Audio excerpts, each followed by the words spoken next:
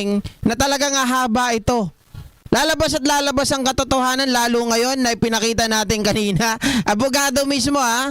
Sa akin palagay, abogado yan. Kasi abogado.com.ph, puro abogado. Yung nilalaman ng article na yan or ng page na yan. Naniniwala po ako na ang nag-traitor kay Harry Roque ay kapwa niya abogado. Siguro naiirita na kay Roque. Diba? Kasi yung ugali nito pang balasubas. Ang sabi po nyo, you did not authorize the use of your name in the organizational chart. Exactly. That was submitted as an official attachment by Lucky South 99 to PAGCOR. So, kasalanan po yan ni Cassie Linong, tama ba? Hindi po. Kasalanan po yan ng kung sinong gumawa. Oh, pinagtatanggol pa ni Cassie Pinagtatanggol niya si Cassie Ong. Oh no! Di ba dapat magalit ka doon? Bakit? Ito yung pinasa nyo eh. Nandyan yung naka-attach dyan, pangalan ko as legal, tapos may certified true copy.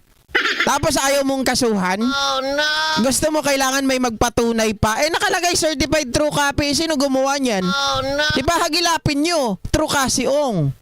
Eh, sino Dahil ang wala gumawa? naman pong establishment. Gumawa po niyan, Lucky South. Yes. Dahil sila po nag-a-apply. Na si Cassie Linong ang isang ano doon. Wala po ang pa boss tayong doon. ebidensya na nagpapakita.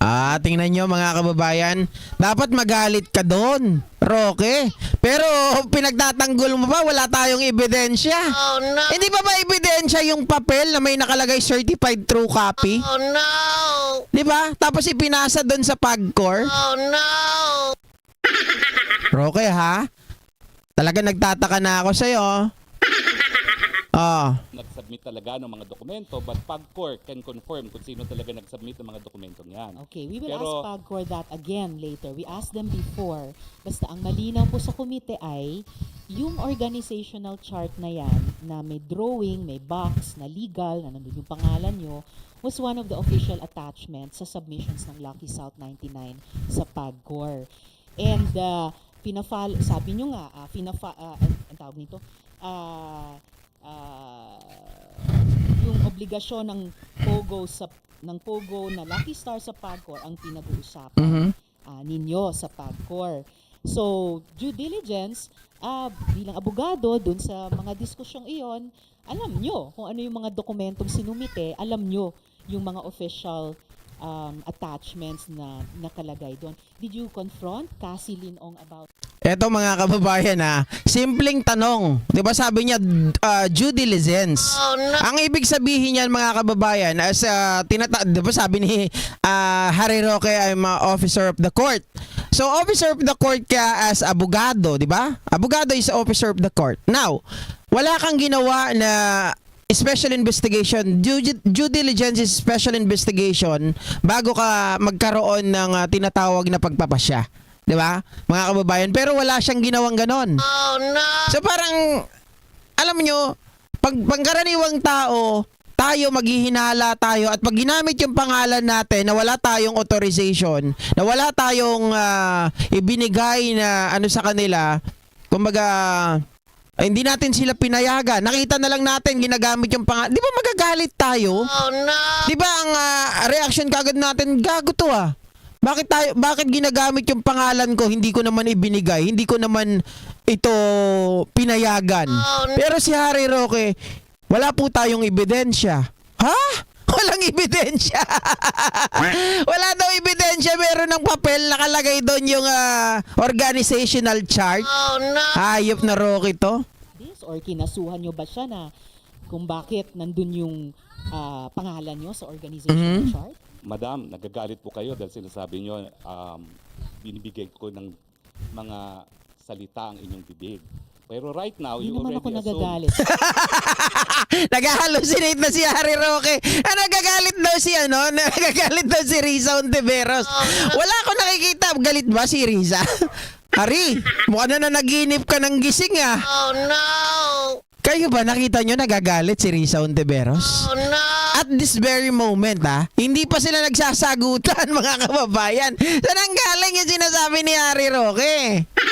Harry baka may nakikita ka dyan, hindi namin nakikita. Oh no! Sinasabi ko lang huwag niyong gawin. Oo, pero ngayon po, sinabi nyo, you again insinuated that I had anything to do with the document. Ayan nga po sinasabi ko. As far as I know po, Attorney, please stop using that offensive verb insinuating. Mm. I am a very plain speaker. okay, I'm Pwede nyo sorry. lang, it's all right. Pwede Okay. nyo lang sabihin mali yung fact na Mali po. sinasite, tinatanggi nyo yung sinabi ng ibang resource person. 4 na taon na pong itong investigasyon. Halos wala na pong nag-insinuate kasi dire-diretso na pong mag-usap. Okay, so please tell the committee, kinonfront nyo ba si Cassie Linong or kinasuhan nyo ba siya? Bakit nandyan yung pangalan nyo sa organization? Well, unang-una po, nalaman ko lang na nandun ang aking pangalan nung nag-hearing po last time dito na sinabi ni Chairman Altenco.